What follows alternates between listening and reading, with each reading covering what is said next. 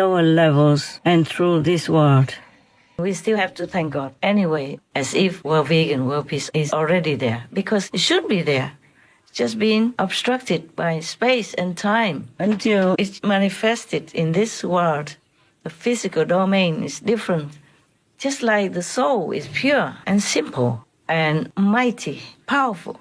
But the soul cannot manifest it toward the outside world because we have the mind, the brain, the physical, and the preconceived ideas which are taught and have influenced and contaminated our being so much. That's why sometimes people think good things and do good stuff. The next day they do the opposite.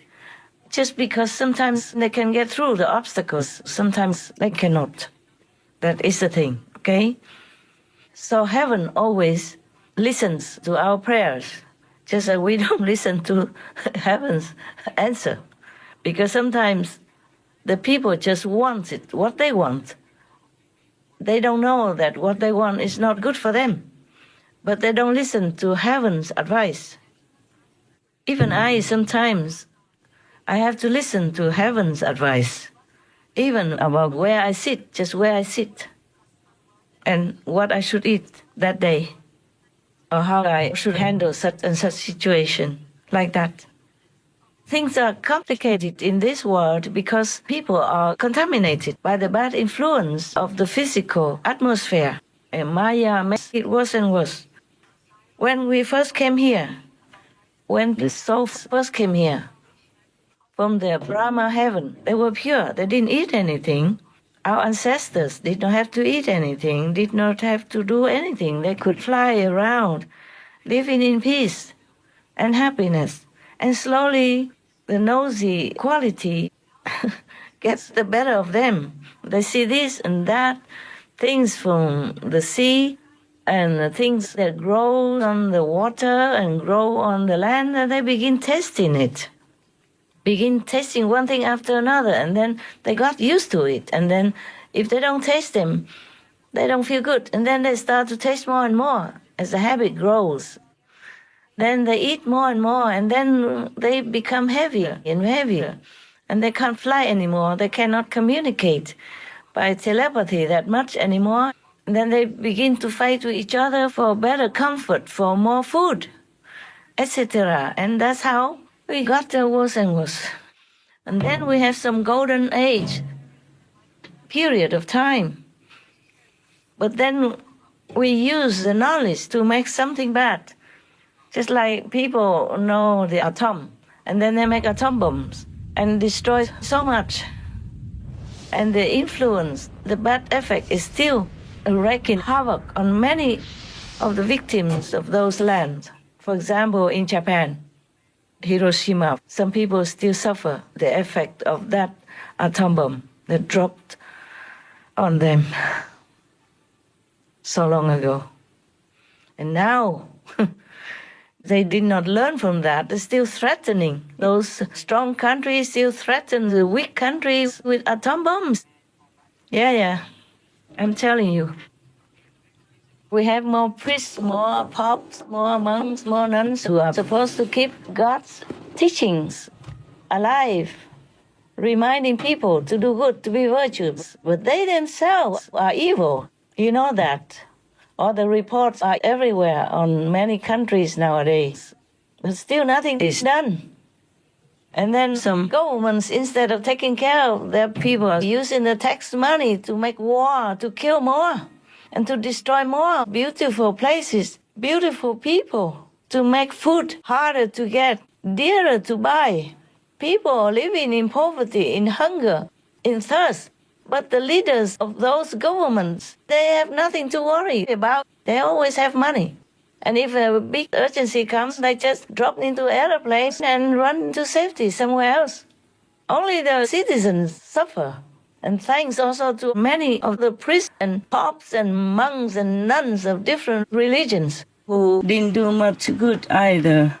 Instead, they're leading people astray or taking the faith from them, making them believe no more in God or less in heaven, making them become more mundane or more bad in the heart, more faithless, more troublesome for the country and for the whole world.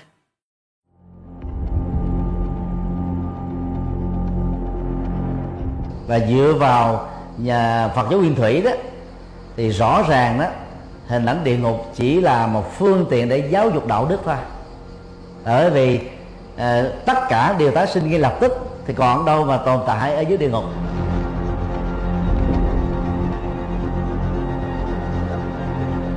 Niệm Phật có giảng sanh cực lạc Tây phương được hay không?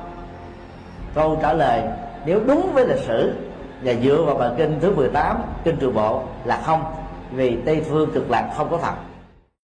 Pope Francis was the candidate of the St. Gallen lobby, whose object is a change in church teaching, a relaxation of discipline on sexual morality.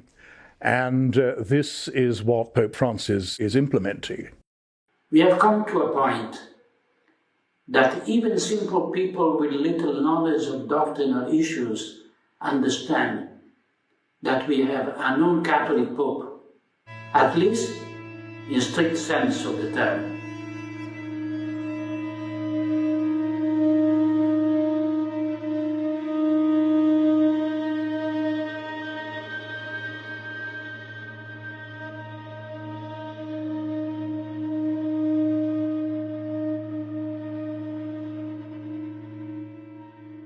In his homily at the Casa Santa Marta, Pope Francis explained what paralyzes Christians with a very graphic example.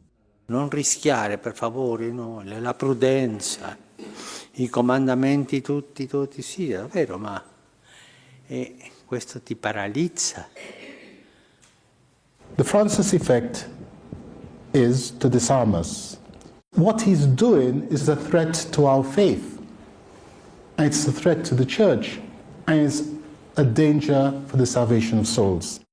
The Pope has commanded priests to absolve the sins of women who've committed abortion and doctors who have performed abortions. Well, the impression given is that you go in, you don't have to be sorry, no repentance, no amendment of life, you can just go in and be absolved. Well, it doesn't work that way, as we know as Catholics. You have to be sorry and you have to promise to change your life. That's necessary. Il Vaticano era stato informato di questi preti pedofili? Era stato informato perché le vittime già nel 2013 o nel 2014 avevano scritto la lettera al Vaticano e non avendo ricevuto risposta in tutti questi anni abbiamo deciso di andare a Roma e consegnare personalmente la lettera al Papa. Ha chiesto perdono per quello che è successo e ha detto di pregare per lui e basta. Giuseppe Concilio also attended the meeting with the Pope. Mi è rimasto rosso dal viso e ha detto perdonami e ha fatto una preghiera. A me la preghiera non mi serve perché ormai la mia vita è rovinata.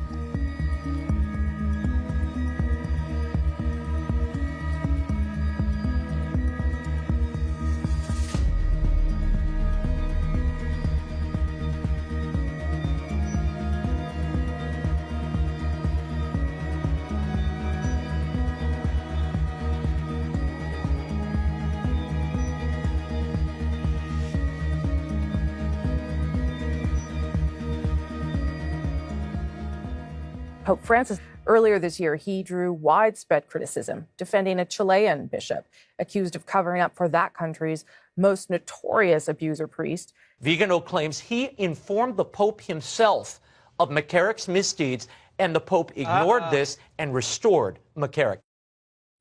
We have prominent cardinals taking an anti-Catholic stance on moral issues, of which we thought was settled. We have the Holy Father himself seeming to support them, to give his blessing to them. If we want to know the love of God, we look at the crucifix. There we meet a man who is tortured, died, who is God, emptied of divinity, tarnished, who became sin. The Attorney General's grand jury report identified more than 300 predator priests and more than 1,000 victims. It also triggered a wave of hundreds of previously unknown alleged victims to come forward and share their stories. The abuse was a life-changing incident that just set my life in a totally different direction. He would invite altar boys to go on fishing trips, a sleepover, and the only place for you to stay was with Father in his room, because that's all there was Father's double bed. I'm not going anywhere until he got off me, and that's when I crawled out of bed and laid on the floor in a fetal position. And it was a crime that happened to us. Since when should the church be allowed to handle criminal cases? Why isn't it in front of the judicial system, as it should be? Można powiedzieć, że świat dziecka w tym momencie runął. Się posypał. Poszedłem do domu, powiedziałem to mamie. Moja mama mi nie uwierzyła, ponieważ było dla ludzi w tamtejszych czasach było to do nieuwierzenia. Nie było to po prostu coś, co mogli przyjąć naturalnie. I ja automatycznie już to parę miesięcy po tym przestałem jeść. Trafiłem raz, drugi, trzeci raz do szpitala. Wpadłem w anoreksję. I było tak, że ksiądz się pojawił na kolędzie u nas. Ten sam ksiądz srebrzyński. Byłem na kropówce w szpitalu. To był stan taki, można powiedzieć, prawie że śmiertelny. You hurt a child that deep, it's a spiritual rape. And you are, like, branded for life. So from now on,